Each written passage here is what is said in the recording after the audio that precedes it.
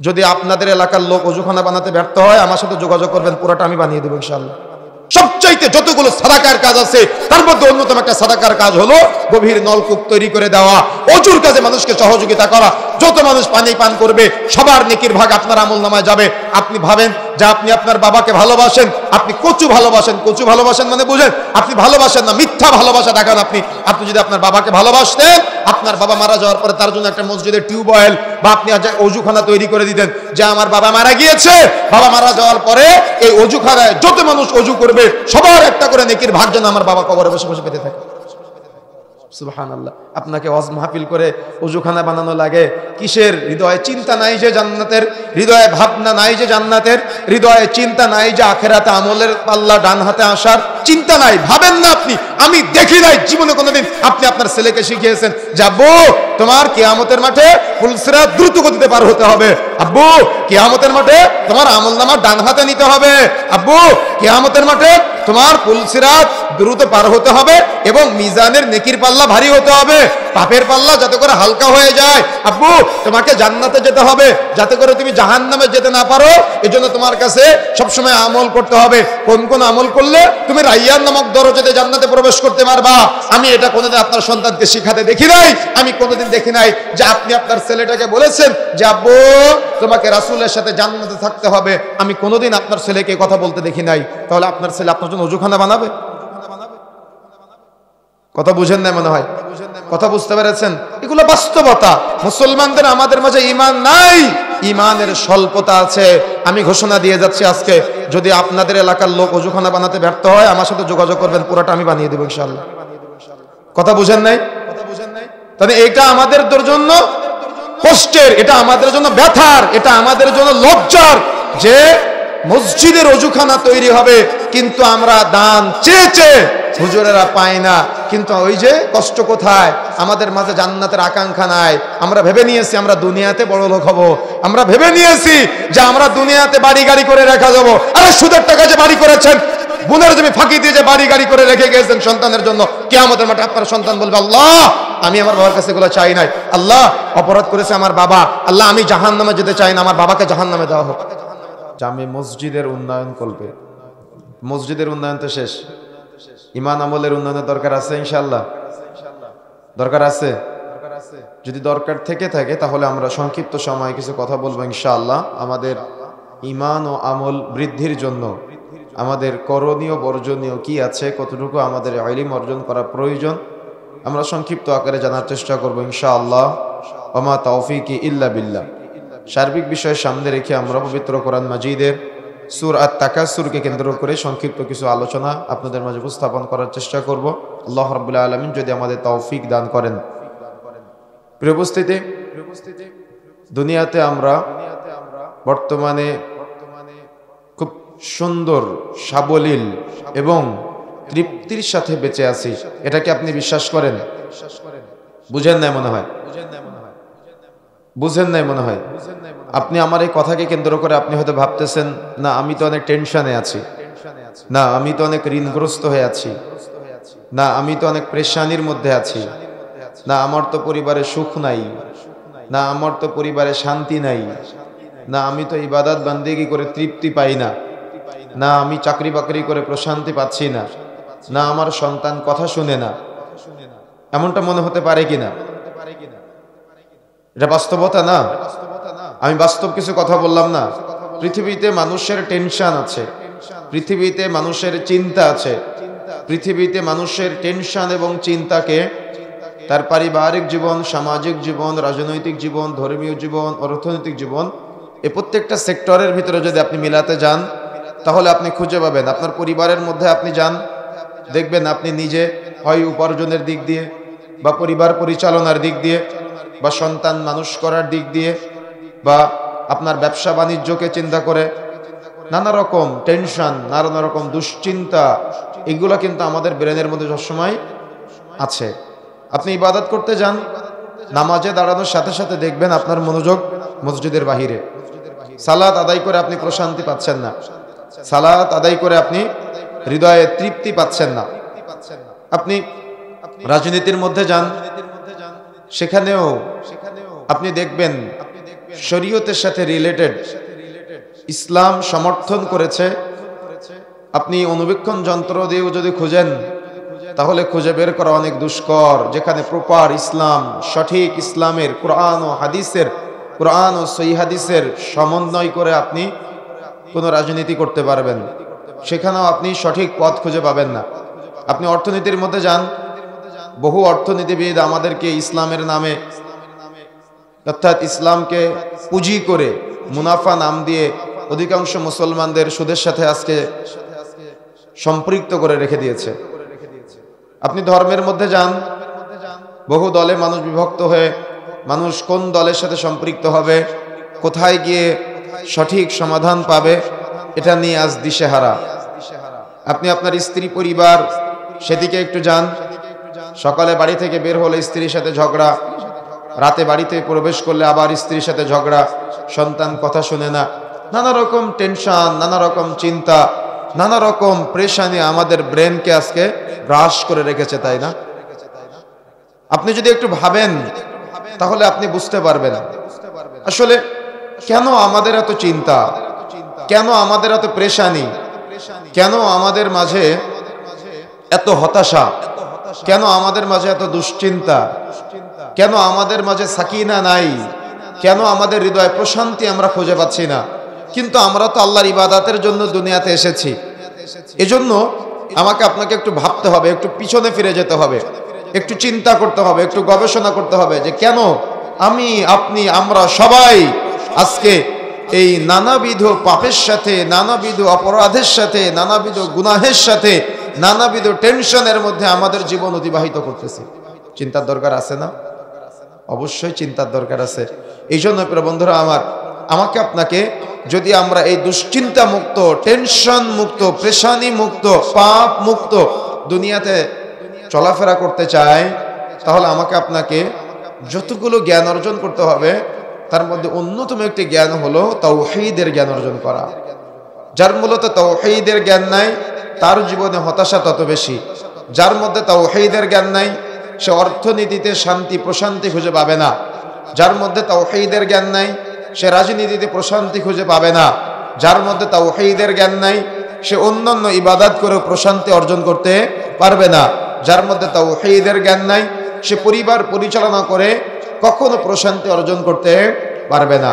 এই জন্য উলামায়ে কেরাম সবাই এ ব্যাপারে ঐক্যমত পোষণ করেছেন যে যার তাওহীদের জ্ঞান নাই তার সালাত আদায় করে লাভ নাই, যার তাওহীদের জ্ঞান নাই তার সিয়াম পালন করে লাভ নাই, যার তাওহীদের জ্ঞান নাই তার হজ করে লাভ নাই, যার তাওহীদের জ্ঞান নাই তার যাকাত আদায় করে লাভ নাই, দান সাদাকা করে লাভ নাই।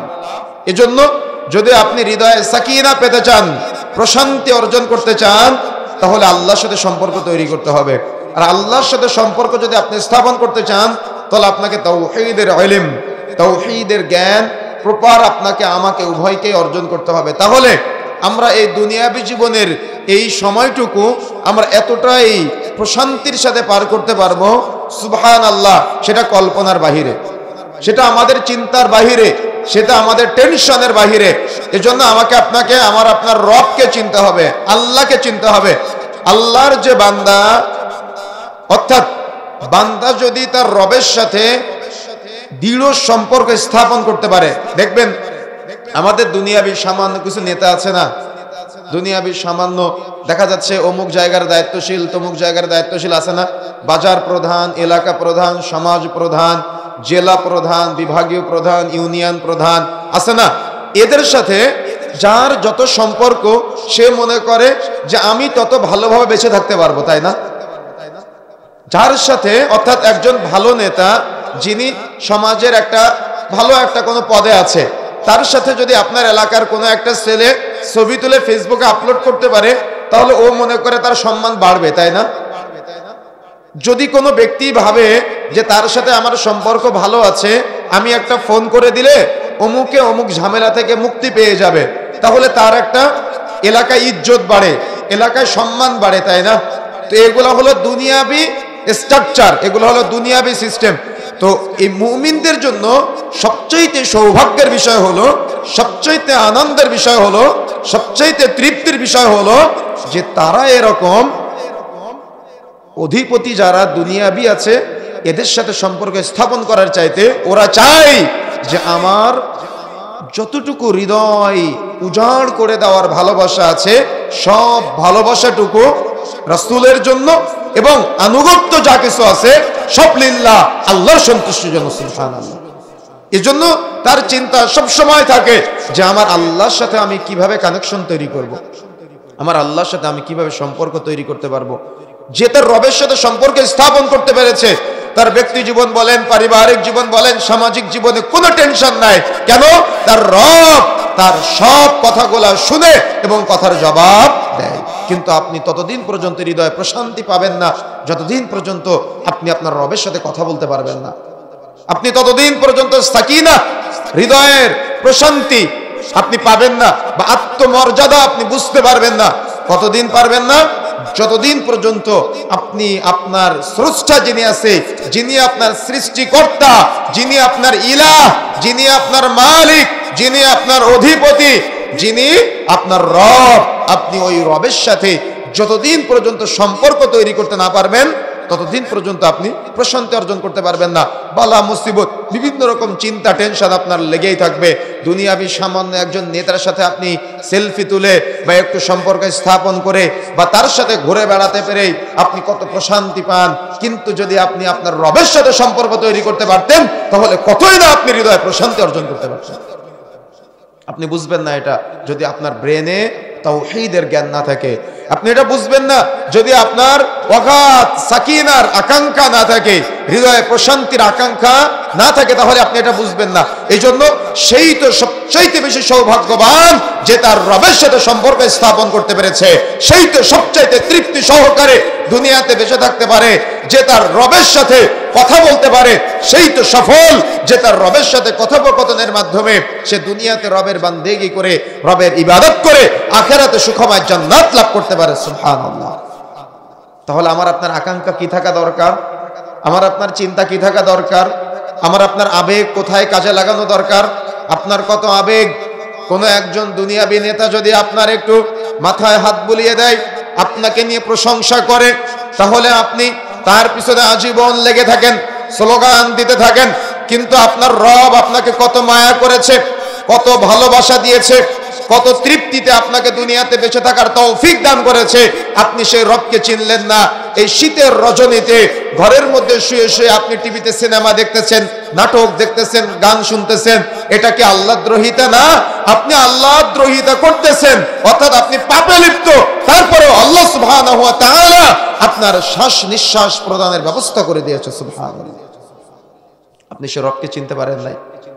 যে রব আপনাকে এত এত এত এত ভালোবাসে, আপনি সেই রবের সাথে বন্ধুত্ব করতে ব্যর্থ হয়েছেন, আপনি সেই রবের সাথে সম্পর্ক স্থাপন করতে ব্যর্থ হয়েছেন। আর এই ব্যর্থ করার জন্য সবসময় আমার আপনার পিছনে লেগে আছে ইবলিস, শয়তান। যেমন যদি আমি একটা উদাহরণ দিই তাহলে বুঝতে পারবেন। আমাদের যুবক ভাইদের প্রশ্ন এমনটা যে বিবাহ করার আগে যখন অমুক মেয়েটার সাথে আমার সম্পর্ক ছিল তখন তার সাথে আমার খুব ভাবের আদান প্রদান হতো, কিন্তু যেই মুহূর্তে বিবাহ করে ফেললাম তারপর থেকে আর ভালো লাগা কাজ করে না, অন্য জায়গায় ভালো লাগাটা কাজ করে। তখন আমি তাদেরকে বলি বিভিন্ন সময়তে, এই বিবাহের আগে যখন আপনি অবৈধ সম্পর্কে জড়িয়েছিলেন তখন শয়তান চেয়েছে যে আপনি গুনাহের সাথে জড়ান। তার মানে তখন কানেক্ট থাকা মানে গুনাহে জড়িয়ে থাকা, পাপে জড়িয়ে থাকা। আর বিবাহের পরে আপনি কানেক্ট থাকা মানে ইবাদতের মধ্যে থাকা। সুবহানাল্লাহ। কিন্তু এই সময়তে আপনি যাতে করে স্বামী স্ত্রীর সুসম্পর্কের ইবাদতের মধ্যে থাকতে না পারেন, এই জন্য শয়তান এখানে বিচ্ছেদ তৈরি করা দেওয়ার প্রচেষ্টা চালায়। বুঝেন না মনে হয়? বুঝতে পেরেছেন? তার মানে যখন প্রয়োজন ছিল না তার সাথে কথা বলার, তার সাথে দেখা করার, তখন সে আপনার প্রয়োজন তৈরি করে দিয়েছে তার সাথে দেখা করার, তার সাথে কথা বলার, তার সাথে সম্পর্কের আদান প্রদান করার। এজন্য আপনার কাছে মনে হয়েছে সেই পৃথিবীর সব, সে আপনার জন্য পৃথিবী আর আপনি তার জন্য পৃথিবী। কিন্তু যেই মুহূর্তে আপনি পেয়ে গিয়েছেন বৈধভাবে, হালালভাবে, ওই মুহূর্তে আপনি যে সম্পর্কের আদান প্রদান করবেন পুরোটা ইবাদত হবে। এজন্য শয়তান চেয়েছে যাতে করে ইবাদত না হয়, তখন চেয়েছে বিশৃঙ্খলা তৈরি করে, ফাটল তৈরি করে পরিবারে তালাক করে দেওয়ার জন্য। কথা বুঝেন না মনে হয়? কথা বুঝতে পেরেছেন? এটা হলো মৌলিকভাবে, আমি একটা উদাহরণ দিয়ে দুইটা বুঝালাম। কথা বুঝতে পেরেছেন? তার মানে একই পরিবেশ, একই ব্যক্তি, কিন্তু সিস্টেম ভিন্ন হয়ে যাচ্ছে। কে করতেছে? শয়তান ব্রেনে আমাকে আপনাকে এমন ভাবে নাড়াচাড়া দিচ্ছে আমরা বুঝতেই পারি না। এমন কোনো এক সময় সে আপনার দুনিয়ার সবচাইতে সেরা ব্যক্তি, আবার কোনো এক সময় সে আপনার কাছে ঘৃণিত ব্যক্তিতে পরিণত হয়ে যাচ্ছে। কেন হচ্ছে এমনটা? ব্যক্তি তো একই, ব্যক্তি তো একই, পরিবারও একই, সিস্টেমও একই, সবকিছু এক। এজন্য আমাকে আপনাকে আল্লাহর কাছে ফিরে যেতে হবে, রবের দরবারে ফিরে যেতে হবে, আল্লাহর সাথে বন্ধুত্ব স্থাপন করতে হবে।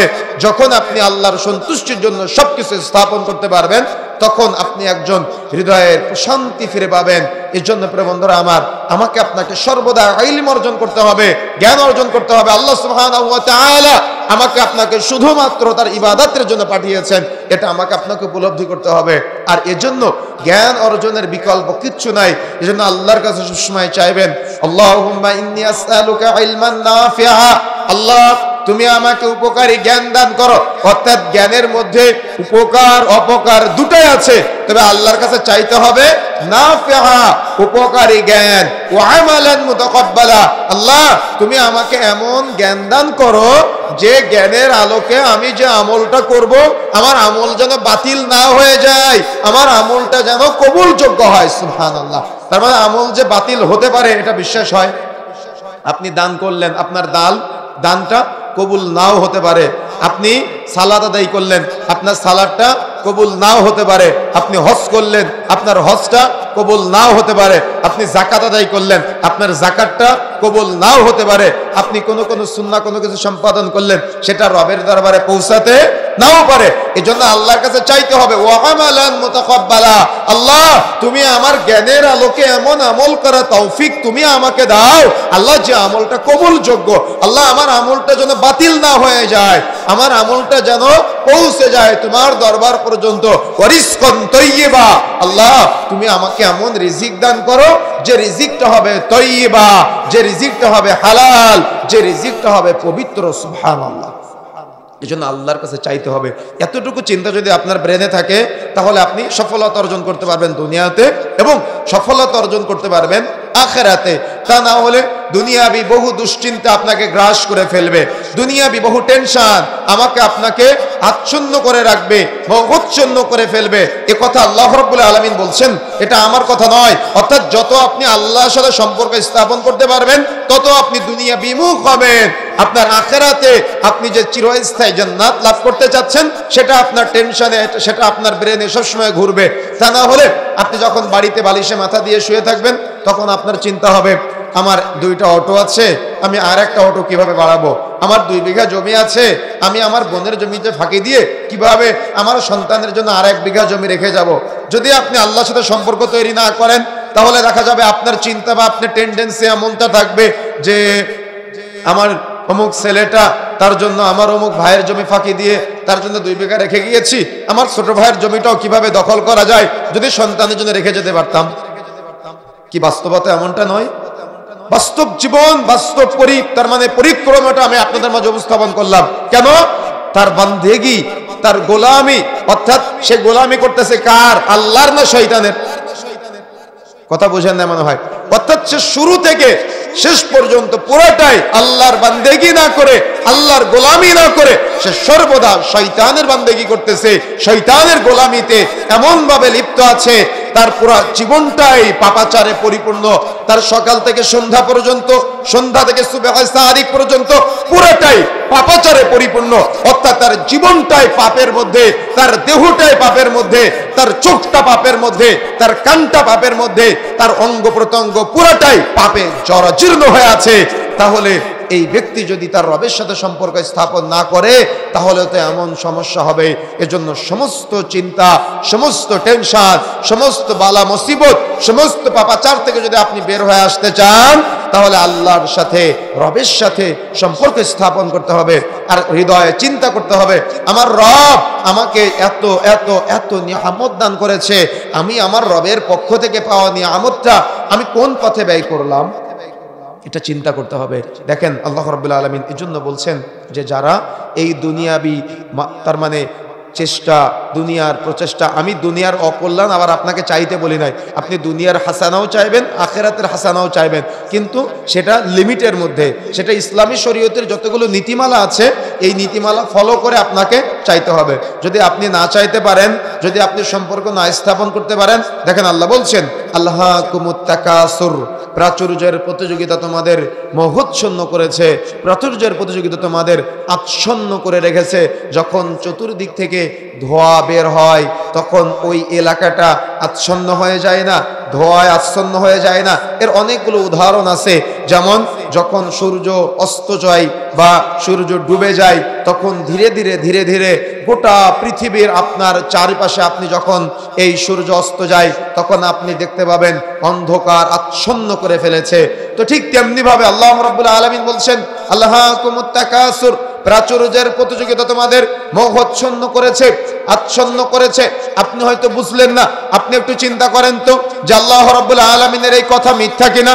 আল্লাহ রাব্বুল আলামিনের এই কথা মিথ্যা নয়, বরং আপনি যদি একটু জ্ঞান, ইলম, প্রজ্ঞা দিয়ে ভাবতেন তাহলে এগুলো আপনি আমি আমার আপনার নিজেদের মধ্যেই খুঁজে পেতাম যে প্রাচুর্যের প্রতিযোগিতায় কিভাবে আমরা মোহচ্ছন্ন হয়ে আছি, কিভাবে আমরা পাপের সাগরে হাবুডুবু খাচ্ছি, কিভাবে আমরা গুনাহের রাজ্যে বসবাস করছি, কিভাবে আমরা অত্যাচারের সাথে জড়িত আছি, কিভাবে আমরা জুলুমের সাথে জড়িত আছি, এবং আমরা কিভাবে প্রত্যেকে শয়তানের গোলামির সাথে লিপ্ত হয়ে আল্লাহ রাব্বুল আলামিনের এই কথার বাস্তবায়ন করতেছি, অর্থাৎ পাপাচারের লিস্টে নিজের নাম ইনক্লুড করতেছি, নিজের নাম পাপাচারের লিস্টে নিজেই ঢোকাচ্ছি। আল্লাহ বলছেন আল্লাহকুমুত তাকাসুর, প্রাচুর্যের প্রতিযোগিতা তোমাদের মোহচ্ছন্ন করেছে। আপনি একটু তাকান, যখন আপনি টাঙ্গাইল শহরের পাশ দিয়ে যান তখন আপনি ভাবেন এই যে 10 তলা বিল্ডিং অমুকের আছে, যদি আমি একটা এরকম 10 তলা বিল্ডিং করতে পারতাম। কিন্তু আল্লাহ রাব্বুল আলামিন আপনাকে এই চিন্তা দেয় নাই যে ওই 10 তলা বিল্ডিং যে ব্যক্তি করেছে সে অমুক ব্যাংক থেকে লোন নিয়ে করেছে, অর্থাৎ সেটা হলো সুদের টাকায়। কিন্তু আপনিও কি চাচ্ছেন? প্রাচুর্যের প্রতিযোগিতায় মোহচ্ছন্ন হয়ে আচ্ছন্ন হয়ে আপনার ভাবনাটা এমন যে আল্লাহ কেন আমাকে গরিব বানালো, আল্লাহ কেন আমার 10 তলা বিল্ডিং দিল না। কথা বুঝেন না মনে হয়? কথা বুঝতে পেরেছেন? এই প্রতিযোগিতায় আজকে আমরা এমন ভাবে মোহচ্ছন্ন হয়ে আছি, আচ্ছন্ন হয়ে আছি। এজন্য দেখবেন আজকে বাবা ছেলের মধ্যে সম্পর্ক নাই, ছেলে বাবার মধ্যে সম্পর্ক নাই, ভাই ভাইয়ের মধ্যে সম্পর্ক নাই, প্রতিবেশীর মধ্যে সম্পর্ক নাই, আত্মীয়তার সম্পর্ক শেষ। কেন এমনটা হচ্ছে আজকে আমাদের মাঝে?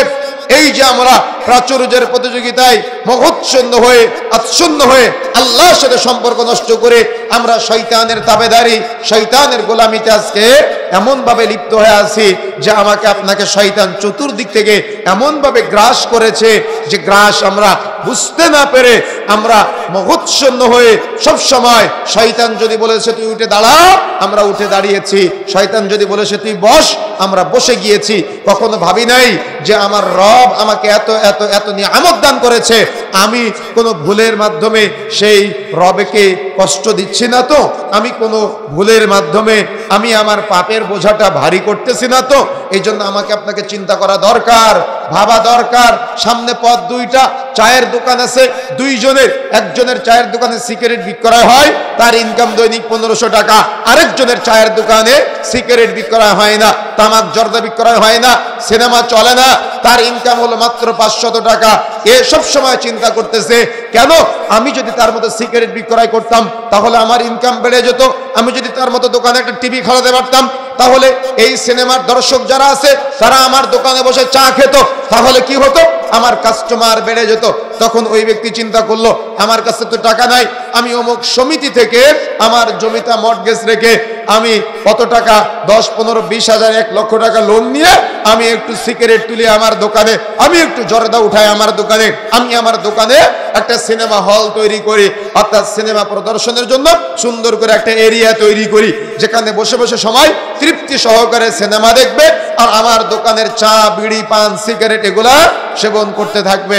এখন এই যে একটা প্রাচুর্যের প্রতিযোগিতা, ওই পাপীকে দেখে আপনার হৃদয়ে জাগ্রত হলো যে আমি একটু তার মতো হওয়ার ট্রাই করি, আমি একটু তার মতো হওয়ার প্রচেষ্টা চালাই। সঙ্গে সঙ্গে আপনি সুদের টাকা লোন নিয়ে আপনি কি করলেন? এভাবে একটা সুন্দর পরিবেশ তৈরি করলেন। এটা করার সাথে সাথে কি হলো? আপনি এতদিন তো হালাল ইনকাম করতেছিলেন, হালাল উপার্জন করতেছিলেন, আপনার পরিবারে বালা মুসিবত ছিল না, আপনার পরিবারে আত্মার প্রশান্তি ছিল, হৃদয়ের প্রশান্তি ছিল, সাকিনা ছিল, বালা মুসিবত থেকে আপনি বিরত ছিলেন। কিন্তু যেই মুহূর্তে আপনি হারামের সাথে জড়িয়ে গেলেন, অর্থাৎ সিনেমা দেখানোর জন্য প্রস্তুতি গ্রহণ করলেন। আগে তো মানুষ সিনেমা দেখতে যেত হয়তো টাঙ্গাইল শহরে বা আপনার সখীপুর শহরে, কিন্তু এখন সিনেমা দেখার জন্য মানুষ কোথায় আসে? আপনার তৈরি করা সিনেমা হলে। কিন্তু আপনি আবার নামাজি, কিন্তু আপনি আবার বলেন আপনি পরহেজগার, কিন্তু আপনি আবার বলেন আপনি তাকওয়াশীল, কিন্তু আপনি আবার বলেন আপনি ইমানদার। কিন্তু আসলে আপনি কে? আপনি একজন সিনেমার প্রদর্শক। আপনি কে? আপনি একজন সিনেমার প্রচারক। আপনি প্রচার করতেছেন। ডিশের টাকা কে দেয়? আপনি দেন। কারেন্টের বিল কে দেয়? আপনি দেন। টিভি কার টাকায় ক্রয় করা? আপনার টাকায় ক্রয় করা। কে মাসে মাসে লোন পরিশোধ করে? আপনি পরিশোধ করেন। তারা দেখে, আপনার দোকানের যত কাস্টমার আছে সবাই দেখে। এখন যে দেখে সে তো একা পাপ করে, কিন্তু আপনি যে দেখতে সহযোগিতা করেছেন, এই জন্য যত মানুষ দেখবে প্রত্যেক ব্যক্তির একটা করে পাপের ভাগ আপনার আমলনামায় চলে আসবে। কথা বুঝেন না মনে হয়? কথা বুঝতে পেরেছেন? তাহলে কি থেকে কি হয়ে গেল? পুরো পরিবেশটা উল্টা হয়ে গেল না?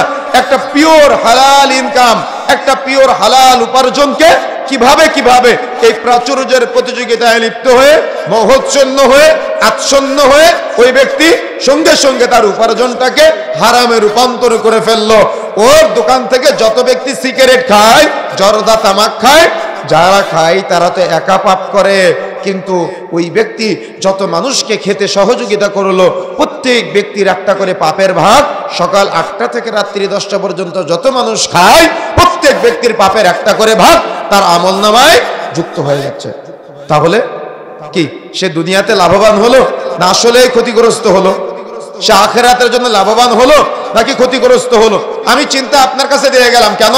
আল্লাহ আপনাকে জ্ঞান দিয়েছে, আল্লাহ আপনাকে ইলম দিয়েছে, আর আল্লাহ কথা বলছেন, আল্লাহাকুমুত তাকাসুর, প্রাচুর্যের প্রতিযোগিতায় তোমরা মোহচ্ছন্ন হয়ে আছো, মানুষ আচ্ছন্ন হয়ে আছে। এটা আল্লাহ রাব্বুল আলামিন বলেছেন। আপনি প্রত্যেকটা পদে পদে মিলান, আপনি খুঁজে পাবেন, আপনি বুঝতেই পারবেন। আপনি একটা মাঠে কাজ করেন, সেখানে আপনার মাঠের অর্থাৎ সে জমির মালিক আপনাকে বলেছে তুমি যখন সুযোগ পাবা তখন তার আইলটা কেটে ছোট করে আমার জমিটা একটু বাড়ানোর চেষ্টা করবা। চতুর্দিক থেকে আপনি এভাবে অন্যের জমির আইলটা কেটে ছোট করে নিজের জমি বাড়ানোর চেষ্টা করতেছেন। কিন্তু আপনি বলেন তো, আপনি যখন কবরে যাবেন তখন আপনার জন্য ওই মাটির মাঝে কিন্তু আপনার সুন্দর করে কবর করা হবে এবং সেখানে আপনাকে রেখে আসা হবে। কিন্তু এই সামান্য মাটিটা বাড়ানোর জন্য আপনি আজকে চুরি করলেন, অন্যের জমির 4 আঙ্গুল জমি চুরি করলেন, আপনার প্রতিবেশীর জমির 4 আঙ্গুল জমি চুরি করলেন, অন্যের জমি ছোট করে নিজের জমি বড় করার প্রবণতা আজকে আমাদের মাঝে দেখা যায়। অর্থাৎ অন্যকে সম্পদ কমিয়ে নিজের সম্পদ বাড়ানোর প্রবণতা আমাদের মাঝে অধিক হারে দেখা যায়। আর এটা পাপাচারের মাধ্যমে হচ্ছে। আপনি বৈধভাবে করেন, ইসলাম নিষেধ করে নাই, কিন্তু যেই মুহূর্তে আপনি আত্মসাৎ করলেন, যেই মুহূর্তে আপনি আপনার একটা সুন্দর অর্থাৎ পরিবেশটাকে আপনি জাহালতে পরিণত করলেন। কিভাবে? আপনার আপন বোনের আপনি জমিটা ওই মাঠের মাঝে যেখানে দাম কম সেখানে দিয়ে দিয়েছেন। সে হয়তো কিছু বলতে পারেন আপনাকে অনেক ভালোবাসে বা তার হয়তো ক্ষমতা নাই, আপনি অমুক জায়গায় দিয়েছেন।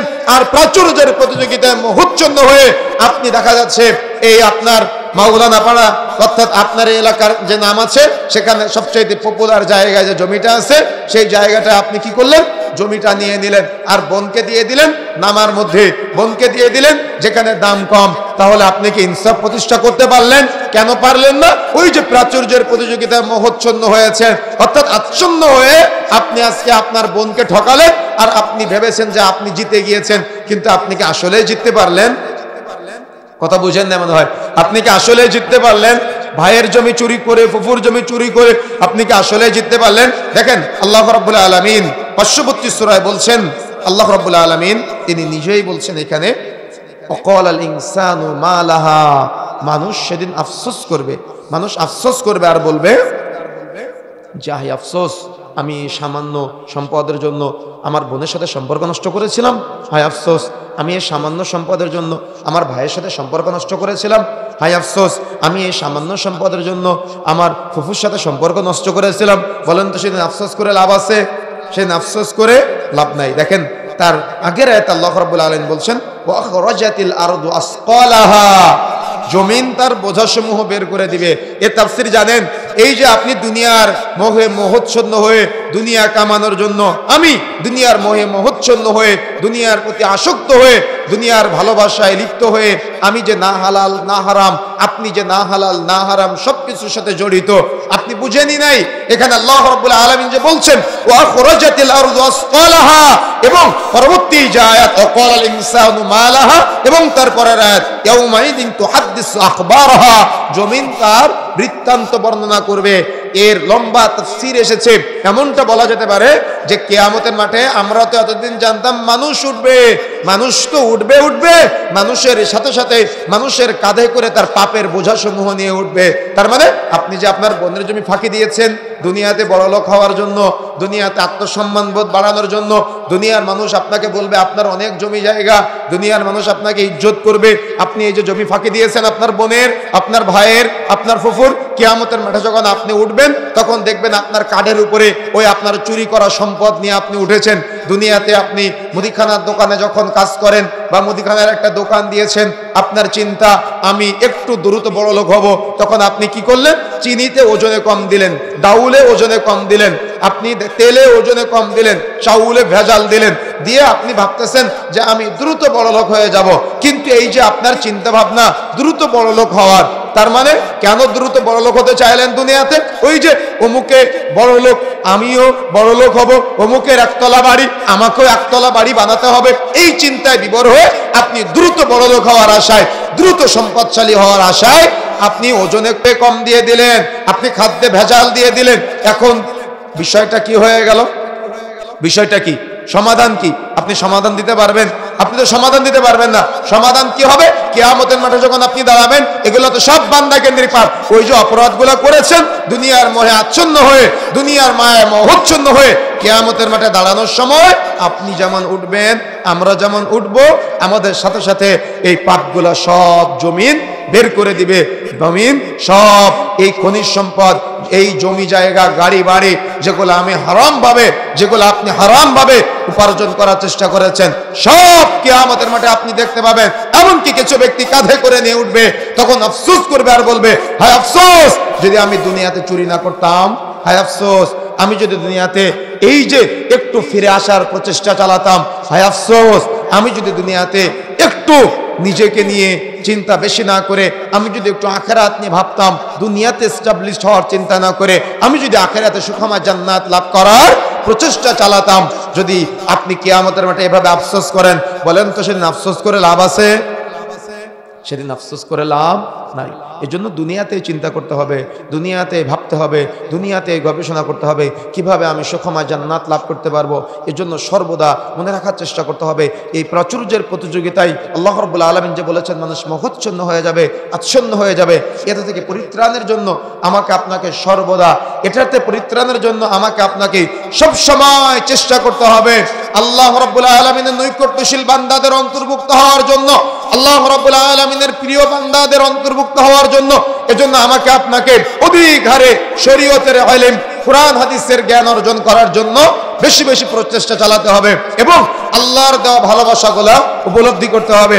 আর নিজে সহ নিজের সন্তানদেরকে নিয়ে গবেষণা করবেন। যখন আপনি বালিশে মাথা দিয়ে স্বপ্ন দেখেন একটা গাড়ি আছে, লোন নিয়ে আর একটা গাড়ি কিনতে হবে, 2 বিঘা জমি আছে, ভাইয়ের জমি ফাঁকি দিয়ে আর 1 বিঘা বাড়াতে হবে, তখন আপনি চিন্তা করবেন ইস আমি যদি এটা না করে আমি যদি একটু আখিরাতকে নিয়ে ভাবতাম, আমি যদি আমার সন্তানের জন্য অবৈধ সম্পদ রেখে না গিয়ে বরং আমার সন্তানকে সম্পদ হিসেবে রেখে যেতে পারতাম, তাহলে আমার সন্তানকে আমি যা আমল, আমি যা আকীদা, আমি যা কিছু শিক্ষা দিয়ে যাব, আমার সন্তান যত নেক আমল করবে, যত ভালো আমল করবে, সব কিছুর একটা করে নেকির ভাগ, সাদাকায়ে জারিয়ার ভাগ আমি মারা যাওয়ার পরেও আমার আমলনামায় চলে আসবে।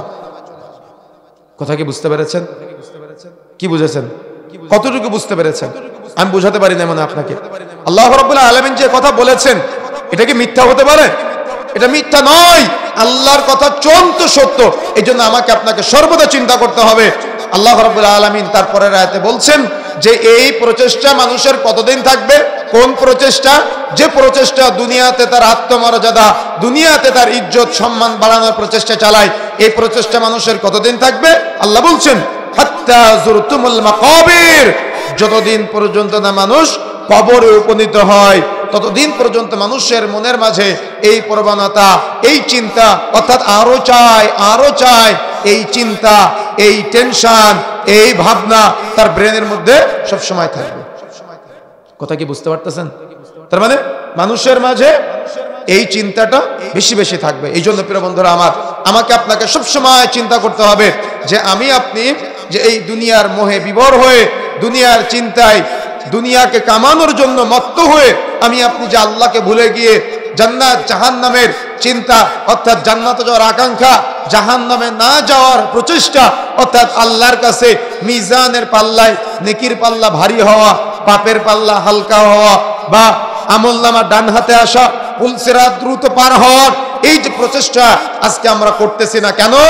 আমাদের মাঝে ওই মৃত্যুর ভয় নাই, আমাদের মাঝে মরণের কোনো টেনশন নাই, আমাদের মাঝে দুনিয়া থেকে আমরা যে চলে যাব এরকম কোনো ফিকির আমাদের ব্রেনের মধ্যে কাজ করে না। এজন্য আল্লাহ বলছেন হাত্তা যুরতুমুল মাকাবির, মানুষের মাঝে এই প্রচেষ্টা, এই চিন্তা ততদিন পর্যন্ত থাকবে যতদিন পর্যন্ত না মানুষ কবরে উপনীত হবে। তার মানে মানুষ যতদিন পর্যন্ত মাটির নিচে না যাবে। দেখবেন রাসূলুল্লাহ সাল্লাল্লাহু আলাইহি সাল্লাম একাধিক সহিহ হাদিস দ্বারা প্রমাণিত, রাসূলুল্লাহ সাল্লাল্লাহু আলাইহি সাল্লাম বলছেন আদম সন্তানের একটা চরিত্র হলো আদম সন্তান শুধু চাইতেই থাকে। আদম সন্তানকে যেটা দেওয়া হয়, আদম সন্তান শুধু চাইতেই থাকে, কিন্তু আদম সন্তান ততদিন পর্যন্ত চাইবে যতদিন পর্যন্ত না আদম সন্তানের মুখ মাটি দ্বারা পূর্ণ করা হবে। তার মানে কখন মাটি দ্বারা পূর্ণ করা হবে বলেন তো? কখন? যখন মানুষকে কবরে রেখে আসা হবে, যখন মানুষকে ওই কবরের মধ্যে রেখে আসা হবে, তখন আদম সন্তানের এই আরো চাই এই প্রবণতা আদম সন্তানের ব্রেন থেকে আর আসবে না। অর্থাৎ তার রূহ তো চলে গেল, রূহ তো স্থানান্তরিত হয়ে গেল। রূহ ছিল রূহের জগতে, সেখান থেকে মায়ের পেটে এসেছিল, আমরা মাতৃগর্ভ থেকে দুনিয়াতে এসেছি, আবার রূহ চলে যাবে ইল্লিন অথবা সিজ্জিনে। এই জন্য আমাকে আপনাকে এই চিন্তা করতে হবে, এই ভাবনা করতে হবে। আল্লাহ রাব্বুল আলামিন বলছেন কুল্লু নাফসিন যায়িকাতুল মাউত, যার জীবন আছে তার মৃত্যুর স্বাদ গ্রহণ করতেই হবে। অর্থাৎ যত প্রাণী আছে, যত জীব জন্তু আছে, আমরা যারা আছে, অর্থাৎ যার মধ্যে জীবন আছে, যার মধ্যে আত্মা আছে, তার মৃত্যুর স্বাদ গ্রহণ করতেই হবে, তাকে দুনিয়া থেকে চলে যেতেই হবে। কেউ যদি চায় আমি আজীবন দুনিয়াতে থাকবো, সে থাকতে পারবে না। পৃথিবীতে কেউ থাকতে পারে নাই, আপনি আমিও থাকতে পারবো না। এই জন্য মৃত্যুর আগে একবার মরার চেষ্টা করতে হবে, মরণের আগেও একবার মৃত্যুর অর্থাৎ মরণের চিন্তা আমার আপনার ব্রেনে নিয়ে আসতে হবে। এমন ভাবে নিয়ে আসতে হবে ব্রেনের মধ্যে, যাতে করে মৃত্যুর আগে আমি স্বপ্ন দেখতে পারি, আমি ভাবতে পারি যে আমার মৃত্যুর পরে কিভাবে আমার মুহূর্তটা আমি অতিবাহিত করব। আপনি একটু চিন্তা করেন তো, আপনি একটু ভাবেন তো, আপনি একটু গবেষণা করেন তো, যে এই মুহূর্তে আমি আপনি হারাম টাকায় একটা 10-15-20 হাজার টাকা দিয়ে একটা খাট বানালাম, বিশাল খাট, বিশাল পালঙ্গ আছে না আমার আপনার, এমন খাট, এমন পালঙ্গ যেখানে শুইলেই 1 বিঘা দেবে যায়। তার মানে এত নরম, এত তৃপ্তির, এত প্রশান্তির খাট আপনি কিনেছেন 20,000, 40,000, 50,000, 1 লক্ষ টাকা দিয়ে মানুষ শোয়ার জন্য বিছানা তৈরি করে, খাট তৈরি করে। খাটের পিছনেই দেখা যাচ্ছে 1-2 হাত 5 হাত লম্বা বিশাল, তার মানে গর্জিয়াস রাজকীয় ডিজাইনের আপনি একটা খাট তৈরি করলেন। যেদিন আপনি তৈরি করলেন ওদিনেই মনে করেন আপনার মৃত্যু হয়ে গেল। বলেন তো ওটা দখল করবে কে? পরিবারের অন্য সদস্যরা দখল করবে। কিন্তু যেই মুহূর্তে আমার রূহটা চলে যাবে, রূহ বের হয়ে যাওয়ার সাথে সাথে এই দেহটার আর কোনো দাম থাকবে না। কিন্তু এই দেহটাকে আমি আপনি তৃপ্তিতে রাখার জন্য, শান্তিতে রাখার জন্য, তৃপ্তিতে দুনিয়াতে বাঁচিয়ে রাখার জন্য, প্রশান্তিতে রাখার জন্য আমি আপনি না হালাল না হারাম কত কি উপার্জন করে দুনিয়াতে এস্টাবলিশড হওয়ার চেষ্টা করি, দুনিয়াতে বিশাল কিছু একটা ভাবার চেষ্টা করি। কিন্তু যেই মুহূর্তে রূহটা বের হয়ে যাবে ওই মুহূর্তে এই দেহের আর কোনো দাম থাকবে না। কত চমৎকার চমৎকার পোশাকে আমি আপনি আমার আপনার দেহকে আবৃত করে রাখার চেষ্টা করি, সাজিয়ে গুছিয়ে রাখার চেষ্টা করি। কত চমৎকার চমৎকার ক্রিম, তেল, এগুলা দিয়ে আমি আপনি আমার আপনার চেহারাকে সুন্দর রাখার চেষ্টা করি। আমি আপনি আমার আপনার অঙ্গ প্রত্যঙ্গ ত্বকগুলাকে ভালো রাখার চেষ্টা করি। কিন্তু যেই মুহূর্তে রূহটা চলে যাবে, রূহটা বের হয়ে যাবে, সেই মুহূর্তে আমি চাইলেও হাতটা আর নাড়াতে পারবো না, আমি চাইলেও চোখ দিয়ে আর দেখতে পারবো না, আমি চাইলেও জবান দিয়ে আর কথা বলতে পারবো না, আমি চাইলেও কান দিয়ে আর কোনো কিছু শ্রবণ করতে পারবো না। আমি চাইলেও আমার এই দেহটা অর্থাৎ সুন্দর করে নিয়ে আমি যেমন হেঁটে হেঁটে বেড়াই, দাঁড় করিয়ে দেহটাকে, এভাবে আমি হাঁটাহাঁটি করতে পারবো না। মৃত্যুর সাথে সাথে রূহ বের হয়ে যাওয়ার সাথে সাথে আমার আপনার এই সব অকেজ হয়ে যাবে, অচল হয়ে যাবে, আর খাবার হবে পোকামাকড়ের। এই যে মাটির দেহ, ওই মাটির মধ্যে রেখে চলে আসবে। এদিকে আমার 1 লক্ষ টাকা দামের বিশাল পালঙ্ক পড়ে থাকবে, আর একজন ভোগ দখল করবে, কিন্তু আমি ওই মাটির বিছানা, শক্ত মাটির মধ্যে আমাকে রেখে চলে আসবে। নরম পানির মধ্যে বিভিন্ন জায়গায় বন্যা হয়, বন্যার মধ্যে দেখা যায় যখন লাশ দাফন করে, ওই লাশ বন্যার পানির মধ্যে কফিন করে ওই পানির মধ্যে লাশটা রেখে চলে আসে। তাহলে বলেন তো, আমার যত টাকা পয়সা থাকুক না কেন, আমার যত ইজ্জত থাকুক না কেন, আমার যত ক্ষমতা দুনিয়াতে থাকুক না কেন, আমার মৃত্যুর পরে আমার এই 3.5 হাত বডির কোনো দাম দেয় কেউ? কেউ দাম দেয় না। আপনার সন্তান আপনাকে যতই বলুক না কেন, বাবা আমি তোমাকে ভালোবাসি, আপনি আপনার সন্তানকে যতই বলেন না কেন, আব্বু আমি তোমাকে ভালোবাসি, আপনি আপনার স্ত্রীকে যতই বলেন না কেন আমি তোমাকে অনেক ভালোবাসি, আর আপনার স্ত্রী আপনাকে যতই বলুক না কেন আমি তোমাকে ভালোবাসি, আপনার মা আপনাকে কত ভালোবাসে। এই শীতের রজনীতে যদি বাচ্চা প্রসাব করে, তাহলে বাচ্চাকে প্রসাবের উপর থেকে শুকনা জায়গায় বাচ্চাকে রাখে, আর মা ওই ভিজা জায়গায় থাকে। তার মানে মা কতটা কষ্ট করে, কতটা সন্তানকে ভালোবাসে। কিন্তু এই প্রচুর বন্যার মধ্যে মনে করেন যদি বাচ্চাটা মারা যায়, তাহলে দাফন করার জন্য ওই যদিও পানি থাকে, অর্থাৎ এই সুন্দর আমার আপনার দেহ, সুন্দর আমার আপনার অবয়ব, ওই পানির মধ্যে রেখে আসতে এই মানুষ যারা আছে, আমার আপনার আত্মীয় স্বজন যারা আছে, যারা বলে আমাকে খুব ভালোবাসে, যারা আমরা বলি আপনাকে খুব ভালোবাসি, এই তারাই আমাকে আপনাকে ওই গোরস্থানের মধ্যে, আমাকে আপনাকে ওই গহীন কবরস্থানের মধ্যে, যেখানে মাটির দেওয়াল, যেখানে মাটির বিছানা, যেখানে বাঁশের ছাদ, যেখানে আমি আপনি এসি ছাড়া থাকতে পারি না, যেখানে আমি আপনি টাইলস ফিটিং বাড়ি ছাড়া আমার আপনার ইজ্জত নাকি নষ্ট হয়ে যায়, সম্মান নষ্ট হয়ে যায়, সেখানে আমাকে আপনাকে ওই গহীন কবরস্থানের মধ্যে 3.5 হাত একটা ঘরে আমাকে আপনাকে রেখে সবাই চলে আসবে। কেউ একটিবারের জন্য ভাববে না, কেউ একটিবারের জন্য চিন্তা করবে না যে আমাকে কোথায় রেখে আসলো।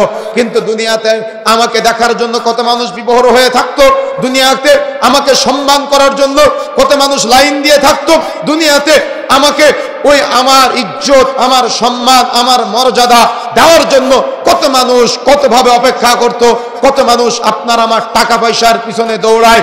মনে রাখার চেষ্টা করবেন, কিন্তু আপনার আমার মৃত্যু হয়ে যাওয়ার সাথে সাথে, রূহটা বের হয়ে যাওয়ার সাথে সাথে এই 3.5 হাত যে বডিটা আমাদের, এই বডির কোনো মূল্য থাকবে না। কিন্তু এই বডিটাকে সাজানোর জন্য আমরা কত প্রচেষ্টা চালাই। আপনি কি জানেন আমাদের এই দুনিয়াবি যত প্রচেষ্টা সব পেটের শান্তির জন্য, সব পেটের তৃপ্তির জন্য। ক্ষুধার জ্বালা যদি আমাদের না থাকতো, তাহলে এত মারামারি থাকতো না, এত নিজেদের মধ্যে করন্দল থাকতো না, নিজেদের মধ্যে প্রেশানি থাকতো না। এই ক্ষুধার জ্বালায় মানুষকে আজকে সর্ব উপর থেকে সর্ব নিচে নামিয়ে দেয়।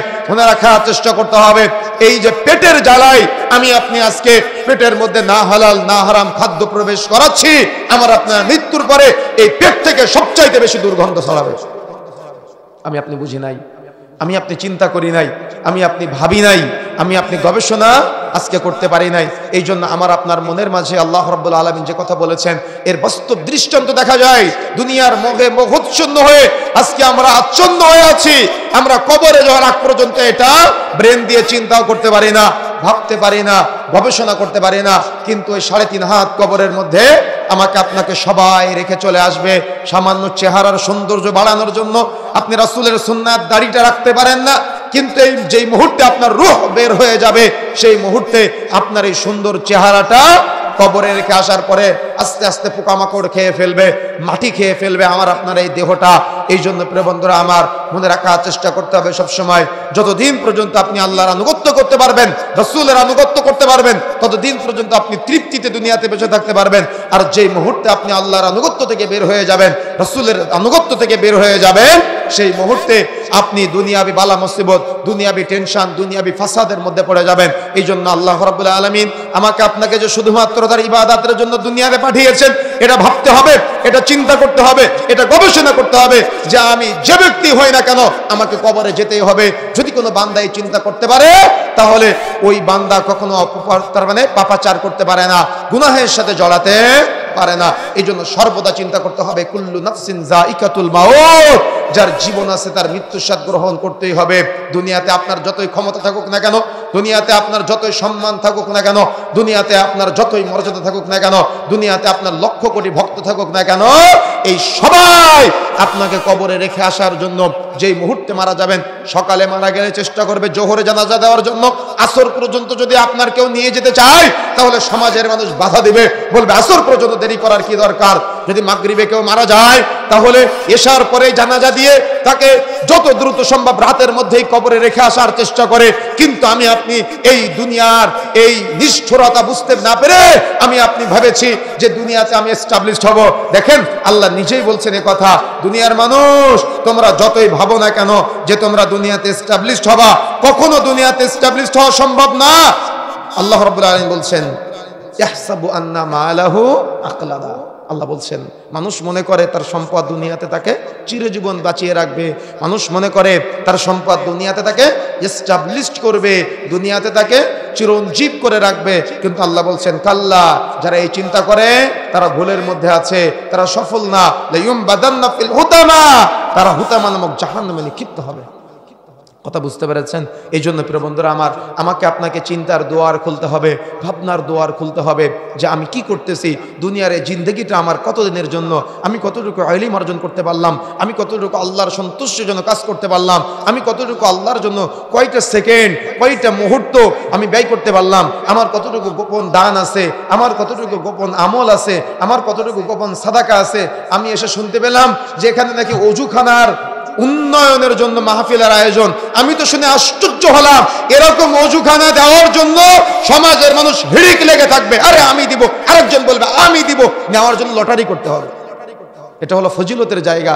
কিন্তু আমাদের মাঝে যে ওই দুনিয়াবি চিন্তা সবসময় ব্রেনের মধ্যে ঘুরে, আমাদের জন্য ভেবে নিয়েছি যা ইনকাম করেছে সব সন্তানের জন্য রেখে যাব, যা ইনকাম করেছে সব বাড়ি করে রেখে যাব। আপনার একটা গোসলখানা তৈরি করতে যে খরচ হয়, একটা অজুখানা তৈরি করতে তার চাইতে কম খরচ হয়।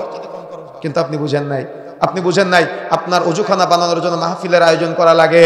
আপনি বুঝেন নাই তাহলে আমরা কেমন মুসাল্লি, আমরা মসজিদ টাইলস করা শিখেছি কিন্তু আমরা ঈমান পাকাপোক্ত করা শিখি নাই। আমরা এমন মুসাল্লি আজকে এই অজুখানা বানানোর জন্য প্রচেষ্টা চালাতে হবে কেন? মানুষ নিজে বলবে আমি অজুখানা তৈরি করে দিব। একজন ব্যক্তি দৈনিক 500 টাকা ইনকাম করে, কিন্তু তারই আরেক ভাই দৈনিক 5000 টাকা ইনকাম করে। ইনকাম করার তৌফিক কে দিয়েছে বলেন তো? কথা বলেন, কে দিয়েছে? আল্লাহ যদি না দিত আপনি ইনকাম করতে পারতেন? আল্লাহর দেওয়া উপার্জন থেকে আপনাকে বলা লাগবে কেন? আপনি গোপনে ইমাম সাহেবকে এসে, মসজিদের সভাপতি সাহেবকে এসে বা কাউকে বলা লাগবে কেন? আপনার মসজিদ, আপনি নিজে বলবেন এখানে যত মানুষ কিয়ামতের আগ পর্যন্ত যতদিন অজুখানা থাকবে, যত মানুষ অজু করবে সবার নেকির ভাগ আমার আমলনামায় আমি পেতে চাই। এটা আপনি বুঝেন নাই।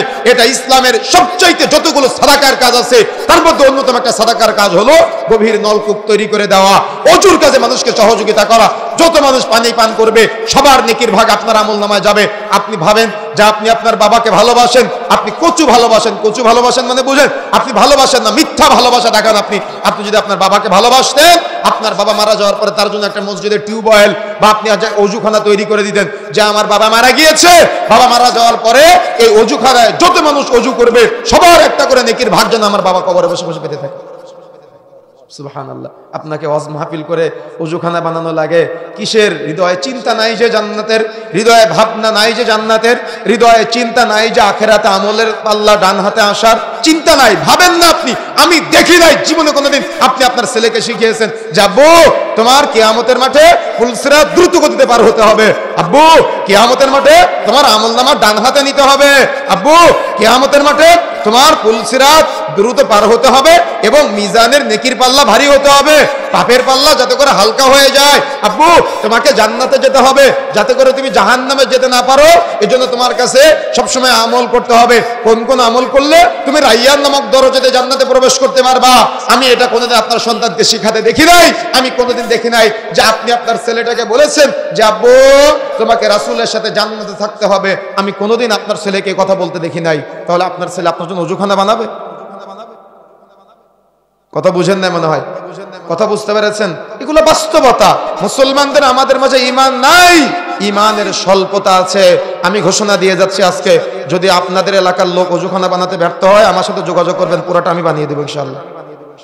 কথা বুঝেন নাই? তাহলে এটা আমাদের জন্য কষ্টের, এটা আমাদের জন্য ব্যথার, এটা আমাদের জন্য লজ্জার যে মসজিদের অজুখানা তৈরি হবে কিন্তু আমরা দান চেয়ে চেয়ে হুজুরেরা পাই না। কিন্তু ওই যে কষ্ট কোথায়, আমাদের মাঝে জান্নাতের আকাঙ্ক্ষা নাই। আমরা ভেবে নিয়েছি আমরা দুনিয়াতে বড় লোক হব, আমরা ভেবে নিয়েছি যে আমরা দুনিয়াতে বাড়ি গাড়ি করে রেখা যাবো। আরে সুদের টাকা যে বাড়ি করেছেন, বুনের জমি ফাঁকি দিয়ে যে বাড়ি গাড়ি করে রেখে গেছেন সন্তানের জন্য, কিয়ামতের মাঠে আপনার সন্তান বলবে আল্লাহ আমি আমার বাবার কাছে এগুলো চাই নাই, আল্লাহ অপরাধ করেছে আমার বাবা, আল্লাহ আমি জাহান্নামে যেতে চাই না, আমার বাবাকে জাহান্নামে দেওয়া হোক। বুঝবেন না, এগুলা ব্রেনে ঢুকবে না। এগুলা নামাজই পড়ি না আমরা, ব্রেনে এগুলা ঢুকবে কিভাবে? ওয়াজ মাহফিল শোনানোর জন্য আমাকে আপনাকে খেজুরির আয়োজন করতে হয় আজকে। কথা বুঝেন না মনে হয়? এগুলো তো ব্রেনে ঢুকবে না আজকে। জুমার দিন সবার শেষে আপনি মসজিদে যান, তো মসজিদের প্রতি আপনার টান থাকবে কিভাবে? কিয়ামতের মাঠে আপনার জায়গা হবে সূর্য মাথার নিকটবর্তী জায়গায়, আপনি আরশের ছায়ে স্থান পেতে পারবেন না। যদি পেতে চান তাহলে এমন হৃদয়ে টান থাকতে হবে, ফজরের সময় বের হয়ে হৃদয়ে টান থাকবে কখন জোহরের সময় হবে, জোহরের সময় বের হয়ে হৃদয়ে টান থাকবে কখন আসরের সময় হবে, আসরের সময় বের হয়ে হৃদয়ে টান থাকবে কখন মাগরিবের সময় হবে। এই চিন্তা করতে হবে। কিন্তু আমি আপনি চিন্তা ফিকির করতে পারি নাই, ভাবতেই পারি নাই। আমাদের ব্রেনে এগুলো আসে না, শয়তান ভুলিয়ে দিয়েছে। ব্রেনে আসেন, আমি যে কথাগুলো বললাম এগুলো এখন হয়তো ভাবতেছেন, বাড়িতে যেতে যেতে যেতে যেতে ভুলে যাবেন। সকালে তো শেষ, সকালে ব্রেনে থাকবেই না। কেন? ওই যে দোকান আপনার, এমন দোকানদারি আপনি করেন, মুয়াজ্জিন আজান দেয় আপনি দোকানে সিগারেট বিক্রয় করতেছেন, এমন দোকানদার, এমন ইনকাম আপনার। ওদিকে মাঠে নিড়ানি দিচ্ছেন, মাঠে কাজ করতেছেন, মুয়াজ্জিন আজান দেয় আর আপনি কাজ করতেছেন। তো আমি কাকে বুঝাবো? আমি তো বুঝাতে পারবো না। এটা বুঝতে গেলে ইমান থাকা লাগবে, ব্রেন থাকা লাগবে, চিন্তা থাকা লাগবে, গবেষণা করতে হবে আমাকে আপনাকে। প্রিয় বন্ধুরা আমার, এই জন্য যে কথা বলতে চাই, মনে রাখার চেষ্টা করতে হবে আমাদের এই দুনিয়াবি সামান্য এই মুহূর্তটা আমরা সফরে এসেছি। কিসে এসেছি বলেন তো? সফরে। যখন আপনি টাঙ্গাইল থেকে রংপুরে যান সফরে, সাপোজ, তো রংপুরে গিয়ে আপনি কি সেখানে প্রাসাদ নির্মাণ করবেন স্থায়ী হওয়ার জন্য? সাময়িক ভালো থাকার জন্য যেটা প্রয়োজন সেটা আপনি করবেন, কিন্তু স্থায়ীভাবে থাকার জন্য কি আপনি কোনো কিছু করবেন? তো আপনি দুনিয়াতে যে কতদিন থাকবেন তার কোনো লিমিট আছে? কোনো লিমিট আছে? তো আপনি এমন ভাবে সাজাচ্ছেন, আমি এমন ভাবে সাজাই যেন আমি আজীবন দুনিয়াতে থাকবো, যেন আপনি আজীবন দুনিয়াতে থাকবেন, এমন ভাবনা আমাদের, এমন চিন্তা আমাদের, এমন ফিকির আমাদের। এই জন্য প্রিয় বন্ধুরা আমার, আমাকে আপনাকে সর্বদা উপলব্ধি করতে হবে, আমাকে আপনাকে সবসময় চিন্তা গবেষণা করতে হবে যে আমি কতটুকু নেক কাজ করতে পারলাম, কতটুকু সাদাকার কাজ করতে পারলাম, কতটুকু সন্তানকে আদর্শিত করে রেখে যেতে পারলাম। দেখেন, মানুষের মৃত্যু হবে দুই ভাবে, একটা হলো জান্নাতি আত্মার মৃত্যু, আর একটা হলো জাহান্নামী আত্মার মৃত্যু। বুঝেন না মনে হয়? বুঝবেন, ব্রেন দিয়ে ঢুকায় রাখবেন। আজকে বলে যাচ্ছি, সন্তানকে শিক্ষা দিবেন। আপনার সন্তান তো ওয়াজ মাহফিল শুনতে আসে না, বেশিরভাগ মুরব্বীরা। কেন আপনার ছেলে নাই এটাও আপনি চিন্তা করবেন। কেন আপনার সন্তান কোরআন হাদিস থেকে দূরে, মাহফিল থেকে দূরে, তালিম থেকে দূরে, সালাত থেকে দূরে? আমি বলে যাচ্ছি, আপনি আপনার ছেলেকে নিয়ে চিন্তা করবেন। দেখেন, মানুষের মৃত্যু দুই ভাবে হয়, একটা হলো জান্নাতি আত্মার মৃত্যু, একটা হলো জাহান্নামী আত্মার মৃত্যু। আমি একেবারে সংক্ষেপে বলতে, শুধুমাত্র মনে রাখার চেষ্টা করবেন। সেটা হলো জান্নাতি আত্মার মৃত্যু কিভাবে হয়? মালাকুল মাউত যখন জান্নাতি ব্যক্তির আত্মাটা নেওয়ার জন্য মাথার কাছে আসে, তার মানে প্রত্যেক ব্যক্তির যখন মৃত্যু হয় তখন দুইভাবে হয়, একটা হলো জান্নাতি আত্মার মৃত্যু আর একটা হলো জাহান্নামী আত্মার মৃত্যু। দুইটার মৃত্যুর পদ্ধতি একটু আলাদা আলাদা, হাদিসে বলা হয়েছে, ভিন্নতা আছে। কিভাবে হয়? যখন জান্নাতি ব্যক্তির আত্মাটা নেওয়ার জন্য মালাকুল মাউত আসে, তখন মালাকুল মাউতের সাথে একদল ফেরেশতা আসে, যে ফেরেশতারা চোখের দৃষ্টিসীমার দূরে অপেক্ষায় থাকে আত্মাটা নেওয়ার জন্য। আর মালাকুল মাউত মাইয়েতের মাথার কাছে এসে বসে। কিন্তু আমাদের সমাজে প্রচলিত কি আছে, যে রূহ কবজ করে বা রূহ নিয়ে যায়, ওই ফেরেশতার নাম কি? আজরাইল বলে না? কিন্তু আজরাইল কোন ফেরেশতার নাম না। কথা বুঝেন না মনে হয়? আজরাইল কোন ফেরেশতার নাম না। ফেরেশতার নাম কি বলেন তো? মালাকুল মাউত। মালাকুল মাউত মাথার কাছে এসে বসবে। বসার পরে আপনার নাম আছে না, সুন্দর নাম, আপনার নাম আর আপনার বাবার নাম একসাথে যুক্ত করে বলবে, অমুকের ছেলে অমুকের আত্মাটা বের হয়ে আসো। সুবহানাল্লাহ। রাসূলুল্লাহ সাল্লাল্লাহু আলাইহি ওয়াসাল্লাম বলছেন, যে মুহূর্তে মালাকুল মাউত আত্মাটা বের হয়ে আসতে বলবে জান্নাতি ব্যক্তির, তখন ওই আত্মাটা কলসের মধ্য থেকে পানি বের হওয়া সহজ না কঠিন? রাসূলুল্লাহ সাল্লাল্লাহু আলাইহি ওয়াসাল্লাম বলছেন, এরকম কলসের মধ্য থেকে যেমন সহজে পানি বের হয়, ওই আত্মাটা এভাবে মালাকুল মাউতের হাতে সহজে বের হয়ে আসবে। সুবহানাল্লাহ। যখন মুহূর্তে আত্মাটা চলে আসবে, ওই মুহূর্তে আত্মাটা নিয়ে মালাকুল মাউত আবার ফেরেশতাদের হাতে দিয়ে দিবে। ওই যে ফেরেশতার অপেক্ষায় ছিল কি নিয়ে বলেন তো? কাফন নিয়ে, সুগন্ধি মিশ্রিত, জাফরান মিশ্রিত কাফন নিয়ে অপেক্ষায় আছে। আত্মাটা নিয়ে আসমানের দিকে যাচ্ছে।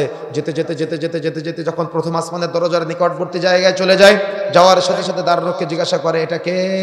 তখন বলে এটা হলো অমুকের ছেলে, অমুকের আত্মা। এভাবে প্রথম আসমান, দ্বিতীয় আসমান, তৃতীয় আসমান করতে করতে একেবারে উপর পর্যন্ত চলে যায়। আর আল্লাহর নির্দেশের অপেক্ষায় থাকে যে এই আত্মাটাকে আল্লাহ ইল্লিনের খাতায় লিপিবদ্ধ করবে নাকি আত্মাটাকে আল্লাহ সিজ্জিনের খাতায় লিপিবদ্ধ করবে। তার মানে আত্মা কিসের অপেক্ষা আছে বলেন তো? আল্লাহর নির্দেশের অপেক্ষায় আছে, আল্লাহর ফাইসালার অপেক্ষায় আছে। আর এই মুহূর্তে মাইয়েতের আত্মীয় স্বজন যারা আছে তারা সুন্দর করে গোসল দেয়, গোসল দিয়ে সুন্দর করে কাফন পরায়, কাফন পরায় জানাজার সালাত দিয়ে তাকে লাশ কবরে রেখে চলে আসে। লাশ কবরে রেখে আসার সাথে সাথে আল্লাহ রাব্বুল আলামিন নির্দেশ দিয়ে দেয় এই আত্মাটাকে ইল্লিনের খাতায় লিপিবদ্ধ করা হোক। যেই মুহূর্তে আল্লাহর ফাইসালা চলে আসে সঙ্গে সঙ্গে আত্মাটাকে সুন্দর করে নামিয়ে কবরের মধ্যে নিয়ে আসা হয়। নেওয়ার পরে মাইয়েতের দেহে দেওয়া হয়। দেওয়ার পরে মাইয়েতকে সুন্দর করে বসানো হবে। বসানোর পরে জিজ্ঞাসা করা হয় মান রব্বুকা, তোমার রবকে? সে বলে রব্বি আল্লাহ, আমার রব আল্লাহ। তাকে জিজ্ঞাসা করা হয় মা দিনুকা, তুমি কোন দিনের উপরে ছিলে? সে বলবে আমার দিন ইসলাম। যদি দুনিয়াতে ইসলাম সম্পর্কে আপনার অ্যালার্জি থাকে তাহলে কিন্তু বলতে পারবেন না। দুনিয়াতে কিছু মানুষ আছে এ কথা বলে থাকে, কথায় কথায় ধর্ম টেনে নিয়ে আসো কেন, কথায় কথায় ইসলাম টেনে নিয়ে আসো কেন। এরকম কিছু জাহেল মূর্খ আমাদের সমাজে আছে না? এরা দুনিয়ার কিছু চাহিদার জন্য, দুনিয়ার কিছু তৃপ্তির জন্য এই জাহেলি কথা তারাগুলো বলার চেষ্টা করে, যে তাদের শরীয়তের জ্ঞান না থাকার কারণে, যে কথায় কথায় ধর্ম টেনে নিয়ে আসো কেন। আরে কবরেও জিজ্ঞাসা করা হবে মা দিনুকা, তুমি কোন ধর্মের উপরে ছিলে, তুমি কোন দিনের উপরে ছিলে? তখন চূড়ান্ত সঠিক উত্তর দিয়ে বলবে আমার দিন ইসলাম। তখন তাকে জিজ্ঞাসা করা হবে মা নাবিয়ুকা, তোমার নবীকে বা এই যে ব্যক্তিটি ইনি কে? তখন তিনি বলবে মুহাম্মদুর রাসূলুল্লাহ সাল্লাল্লাহু আলাইহি ওয়াসাল্লাম। তখন তাকে আরেকটা প্রশ্ন করা হবে তুমি এটা জানতে পেরেছো কিভাবে? এখন বলেন তো, আপনি তো ওয়াজ মাহফিলে বসেন না, আপনি তো মাহফিলে বসেন না, আপনি তো কোরআন হাদিসের জ্ঞান অর্জন করার চেষ্টা করেন না। আলেম ওলামাদের দেখলে আপনার অ্যালার্জি লাগে, আলেম ওলামাদের দেখলে আপনার সহ্য হয় না, ইসলামকে আপনার সহ্য হয় না। এখন আপনাকে যদি জিজ্ঞাসা করে যে তুমি এগুলা শিখেছিলে কোথা থেকে, তো আপনি কি বলবেন? বলতে পারবেন? আপনি তো আগের উত্তরগুলো দিতে পারবেন না, এটাও তো আপনি বলতে পারবেন না। আগের উত্তরগুলো দিতে না পারলে এটা তো প্রশ্নই আসে না। কথা বুঝতে পেরেছেন? এই জন্য আমাকে আপনাকে বেশি বেশি দিনের চর্চা করতে হবে, যাতে করে আমি বলতে পারি যে আমি অমুক দিন অমুক খুতবায়, অমুক দিন অমুক আলোচনায়, অমুক দিন অমুক আলেমের থেকে, অমুক দিন অমুক হাদিস কোরআন থেকে আমি কথাগুলো শুনে আমলে বাস্তবায়ন করেছি, বা আমি এখান থেকে সোর্স পেয়েছি। এজন্য আমাকে আপনাকে জ্ঞান অর্জন করতে হবে। কথা বুঝছেন? এই প্রশ্নটা কিসের প্রশ্ন বলেন তো? জ্ঞানের প্রশ্ন, ইলমের প্রশ্ন। যেন আমাকে আপনাকে ইলম অর্জন করতে হবে, জ্ঞান অর্জন করতে হবে। দেখেন, এটা হলো ইল্লিনের আলোচনা, জান্নাতি ব্যক্তির মৃত্যুর একটা সংক্ষিপ্ত আলোচনা। এবার আসেন জাহান্নামী ব্যক্তির মৃত্যুটা কিভাবে হবে। মালাকুল মাউত আসবে, মালাকুল মাউতের সাথে একদল ফেরেশতা আসবে, যে ফেরেশতার হাতে থাকবে চট। চট চেনেন আপনারা? চট চেনেন? বস্তা, সালার বস্তা চেনেন আপনারা? চট। তো মালাকুল মাউতের হাতে থাকবে, মালাকুল মাউত আসবে কিন্তু তার সঙ্গী সাথী যারা আছে তাদের হাতে থাকবে চট, বস্তা, দুর্গন্ধযুক্ত। কেমন দুর্গন্ধ জানেন? আল্লাহ রাসূল বলছেন গোটা পৃথিবীতে যত দুর্গন্ধ আছে এই সব কিছুর চাইতে আরো বেশি দুর্গন্ধ, জঘন্য দুর্গন্ধ, যে দুর্গন্ধ পৃথিবীতে নাই। তার মানে আমরা যে দুর্গন্ধ পাই না, দুর্গন্ধ দেখলে নাক টিপে ধরি না, এই সব দুর্গন্ধের চাইতে আরো বেশি দুর্গন্ধযুক্ত চট বস্তা নিয়ে ওই ফেরেশতার অপেক্ষায় থাকবে। আর মালাকুল মাউত মাইয়েতের মাথার কাছে এসে বসবে, এসে বলবে অমুকের মেয়ে অমুকের খবিস আত্মা বের হয়ে আসো, অমুকের ছেলে অমুকের খবিস আত্মা বের হয়ে আসো। বলেন তো কি শব্দ যুক্ত করলো? কথা বলেন না কেন? কি শব্দ? আমরা কি চাই আমাদের নামের সাথে যুক্ত করা হোক? আপনি চান এইটা? দেখেন, মালাকুল মাউত যেই মুহূর্তে বলবে খবিস আত্মা বের হয়ে আসো, সেই মুহূর্তে দেহের মধ্য থেকে আর আত্মাটা বের হতে চাইবে না। খবিস শব্দ শোনার সাথে সাথে আত্মাটা দেহের এক প্রান্ত থেকে আরেক প্রান্ত, হাদিসের শব্দ এমনটাই, এক মাথা থেকে আরেক মাথা পর্যন্ত দৌড়াদৌড়ি করবে, ছুটোছুটি করবে, ও আর বের হতে চাইবে না। আল্লাহ রাসূল বলছেন তখন তার দেহের মধ্য থেকে ওই আত্মাটা এমন ভাবে বের করা হবে টেনে। আল্লাহ রাসূল বলছেন তোমাদের কারোর শরীরে যদি গরম উত্তপ্ত লোহা প্রবেশ করানো হয়, গরম উত্তপ্ত বুঝেন, কামার যখন লোহা পোড়াতে পোড়াতে পোড়াতে পোড়াতে লাল রঙের করে ফেলে, এই গরম উত্তপ্ত লোহা যদি তোমাদের কারো শরীরে প্রবেশ করানো হয় আর ওটা যদি টেনে বের করা হয়, তাহলে চামড়া, রক্ত, গোস্ত, মাংস যেভাবে বের হয়ে আসে, আল্লাহ রাসূল বলছেন ওইভাবে মালাকুল মাউত আত্মাটা দেহের মধ্য থেকে টেনে বের করে নিয়ে আসবে। বুঝেন নাই মনে হয়? ফিল করতে পেরেছেন? কি বুঝেছেন? কিছুই বুঝেন নাই, কিছুই বুঝেন নাই। কি বুঝতে পেরেছেন? আত্মাটা এভাবে টেনে বের করে নিয়ে আসবে, এসে ওই দুর্গন্ধযুক্ত চটের মধ্যে আত্মাটা দিয়ে দিবে। তো ফেরেশতারা আত্মাটা নিয়ে আসমানের দিকে যেতে থাকবে। যেতে যেতে যেতে যেতে প্রথম আসমানের দরজার নিকটবর্তী যেই মুহূর্তে যাবে, তখন দারোয়ানকে জিজ্ঞাসা করবে এটা কার আত্মা? তখন বলা হবে এটা হলো অমুকের ছেলে, অমুকের খবিস আত্মা, এটা হলো অমুকের মেয়ে, অমুকের খবিস আত্মা। যেই মুহূর্তে আপনার নামের সাথে খবিস শব্দ ওই দারোয়ানকে ফেরেশতা শুনতে পাবে, সেই মুহূর্তে দরজা আরো লাগিয়ে দিবে, আপনার জন্য দরজা খুলবে না। কোথায় অপেক্ষা? বলেন তো কোথায় অপেক্ষা করতেছেন? কোথায়? প্রথম আসমানের নিচে। বুঝেন না মনে হয়? কোথায়? প্রথম আসমানের নিচে, অর্থাৎ অপেক্ষায় আছেন, ঝুলন্ত অবস্থায় আছেন যে আল্লাহ কি ফায়সালা দেয়। এদিকে মাইয়াতের আত্মীয় স্বজনরা গোসল দিয়ে, জানাজা দিয়ে তাকে কবরে যখন রেখে আসে, তখন আল্লাহর পক্ষ থেকে ফায়সালা চলে আসে, আত্মাটাকে সিজ্জিনের কাতালে বিবদ্ধ করা হোক। যেই মুহূর্তে সিজ্জিনের কথা বলা হওয়া দেরি, তার আগেই আত্মাটাকে এত জোরে নিক্ষেপ করে। হাদিসের শব্দ এমনটা, কয়েকটা শব্দ বলা যেতে পারে আপনাদের বোঝার স্বার্থে। বলেন তো, ছেড়ে দিলে এবং নামিয়ে নিয়ে আসলে এবং চেলে দিলে। তার মানে একটা হলো ছেড়ে দেওয়া, একটা নামিয়ে নিয়ে আসা, আর একটা হলো চেলে দেওয়া। কোনটার গতি বেশি? কোনটা? নিক্ষেপ করা, চেলে দেওয়া। তো হাদিসের শব্দ এমনটাই যে ওখান থেকে নিক্ষেপ করবে, চেলে দিবে, এত জোরে নিক্ষেপ করবে জমিনের নিচে 70 গজ পর্যন্ত ঢুকে যাবে। ওই আত্মাটাকে আবার টেনে বের করা হবে, টেনে বের করে মাইয়েতের দেহে দেওয়া হবে। দেওয়ার পরে ফেরেশতারা জিজ্ঞাসা করবে মার রব্বুকা, তোমার রবকে? সে বলবে হা হা লা আদরি, আমি তো আমার রবকে চিনি না। বললেন তো তাওহীদ উলুহিয়া সংজ্ঞা কি? বলতে পারবেন একজন?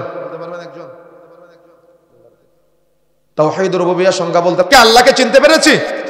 আল্লাহকে তো চিনি নাই, আল্লাহর উলুহিয়াত সম্পর্কে জানি না, আল্লাহর রুবুবিয়্যাত সম্পর্কে জানি না, আল্লাহর আসমা ও সিফাত সম্পর্কে আমাদের ন্যূনতম কোনো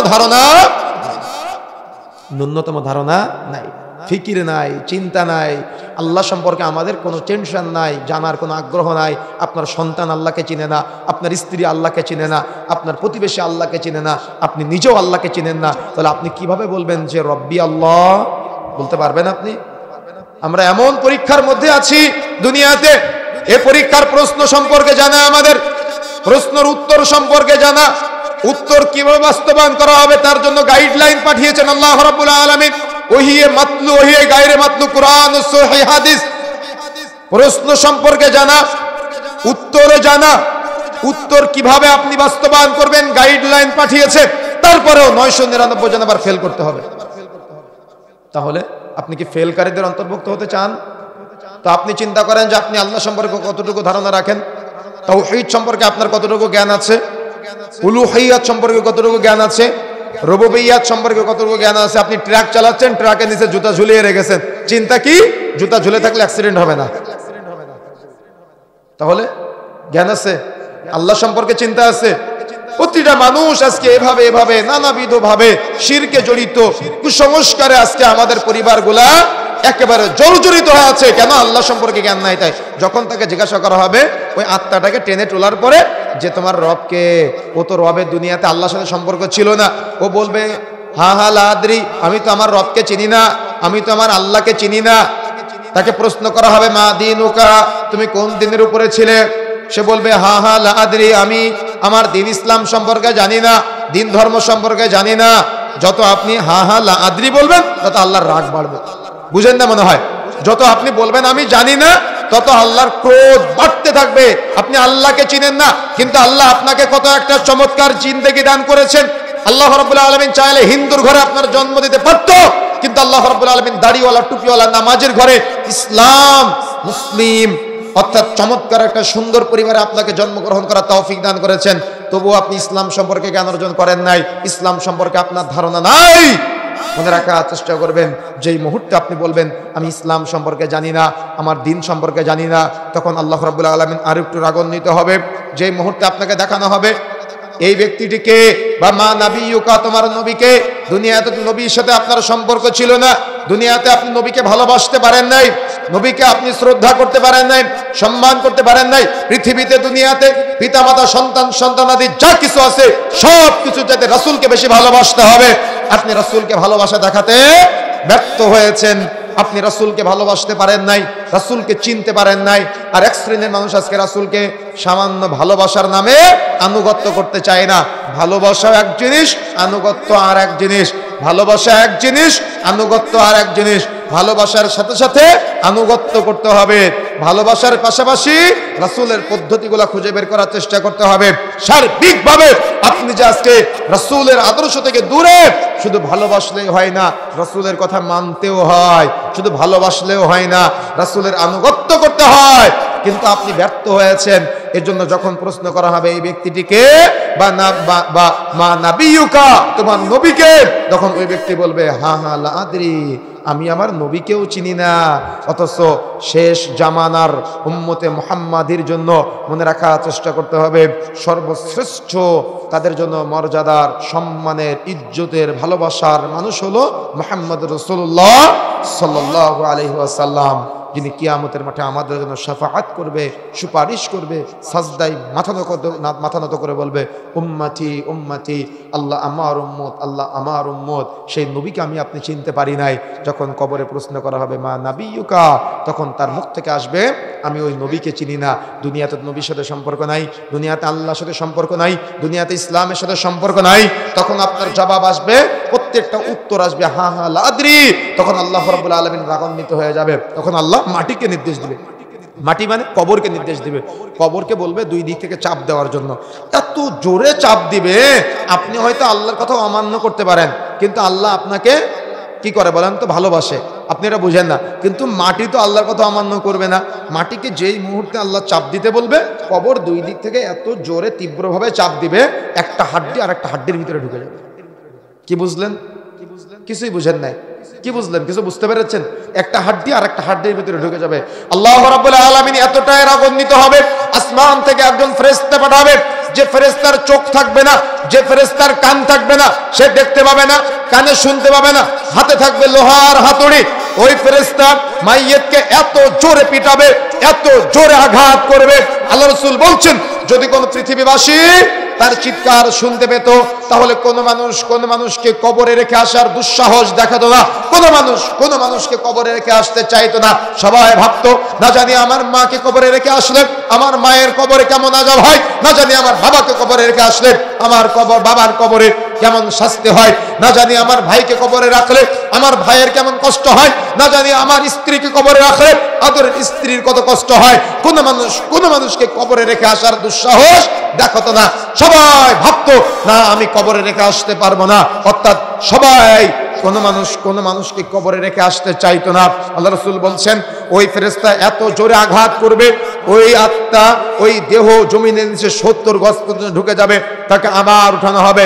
দেখেন, এই হাদিসের ব্যাখ্যা উলামায়ে কেরাম এভাবে করেছেন, ওই যে চোখ দিয়েছেন, অর্থাৎ তার চোখ যে নাই, তার কান যে নাই। কেন চোখ নাই, কেন কান নাই? ও এত জোরে পিটাবে, ওর পিটানোর আঘাতে ও যে জমিনের নিচে ঢুকে যাচ্ছে, আবার উঠতেছে, আবার ঢুকে যাচ্ছে। ও এটা ঢুকলে ওর মায়া হতে পারে, ওর দয়া হতে পারে, এই জন্য দয়া মায়া বিহীন যাতে পিটাতে পারে। ওর কান থাকবে না কেন? যাতে করে ও মাইয়েতের চিৎকার শুনতে না পায়। হয়তো আর্তনাদ শুনলে, চিৎকার শুনলে তার মায়া হতে পারে, তার কষ্ট হতে পারে, তার ব্যথা লাগতে পারে, হয়তো সে একটু কম আঘাত করতে পারে। এই জন্য উলামায়ে কেরাম বলছেন যে ব্যাখ্যায় তার চোখ এবং কান এই জন্য থাকবে না, তার মায়া হতে পারে, অর্থাৎ সে দয়া মায়া বিহীন তাকে পিটাতে থাকবে। যদি আপনি এরকম মৃত্যু চান, আর যদি আপনি জান্নাতি মৃত্যু চান, দুটাই আপনার সামনে স্পষ্ট, দুটাই আপনার সামনে দীপ্তিমান, দুটাই আপনার সামনে পরিষ্কার, রাস্তাও আপনার সামনে স্পষ্ট। আপনি কোনটা পেতে চান? জান্নাতি ব্যক্তির মৃত্যুর স্বাদ নাকি জাহান্নামী ব্যক্তির মৃত্যুর স্বাদ? সিদ্ধান্ত আপনার, চিন্তা আপনার, ভাবনা আপনার, গবেষণা আপনার। কেন আল্লাহ আপনাকে ইলম দিয়ে পাঠিয়েছেন, জ্ঞান দিয়ে পাঠিয়েছেন। আল্লাহ গরু ছাগল করে দুনিয়াতে পাঠায় নাই। কথা বুঝতে পেরেছেন? এই জন্য প্রিয় বন্ধুরা আমার, আমি যে কথাগুলো আপনাকে বলতে চাচ্ছি সেটা হলো, আমাকে আপনাকে এই দুনিয়ার জিন্দেগিতে, এই দুনিয়াবী জীবনটা পুরাটাই পরীক্ষার জন্য আমাকে আপনাকে ইলম অর্জন করতে হবে, জ্ঞান অর্জন করতে হবে, প্রচেষ্টা চালাতে হবে। আমি কতটুকু জ্ঞান অর্জন করলাম, কতটুকু ইলম অর্জন করলাম, এটা হলো চিন্তার বিষয়। কতটুকু কোরআনের জ্ঞান আমার মাঝে আছে, কতটুকু হাদিসের জ্ঞান আমার মাঝে আছে। আপনার যদি কোরআন মাজিদের জ্ঞান আছে, কোরআন মাজিদ তত কিয়ামতের মাঠে আপনাকে জান্নাতে স্তর বৃদ্ধির জন্য শাফাআত করবে। একটা হাফেজকে বলবে ওরাতিল, তুমি তিলাওয়াত করো, ও তিলাওয়াত করবে আর মর্যাদা বাড়বে, বাড়তে বাড়তে বাড়তে বাড়তে জান্নাত পর্যন্ত পৌঁছে যাবে। তখন ও বলবে, আল্লাহ আমার যে বাবা মা আমাকে হাফেজ বানিয়েছে, আল্লাহ আমি তাদেরকে না নিয়ে একা একা জান্নাতে আজকে যাবো। সুবহানাল্লাহ। কিন্তু আপনার মাঝে তো আকাঙ্ক্ষা নাই এরকম, আপনার মাঝে তো চিন্তা আমি দেখি না, আপনার মাঝে তো আমি ফিকির দেখি না। বরং আমি দেখেছি আপনার সন্তানকে পাপ করতে সহযোগিতা করতে। আমি দেখেছি আপনার সন্তান আপনার সিগারেট ধরায় দেয় আর আপনি আপনার সন্তানের সিগারেট ধরায় দেন। তো আপনি তো আমার কথাগুলো বুঝবেন না।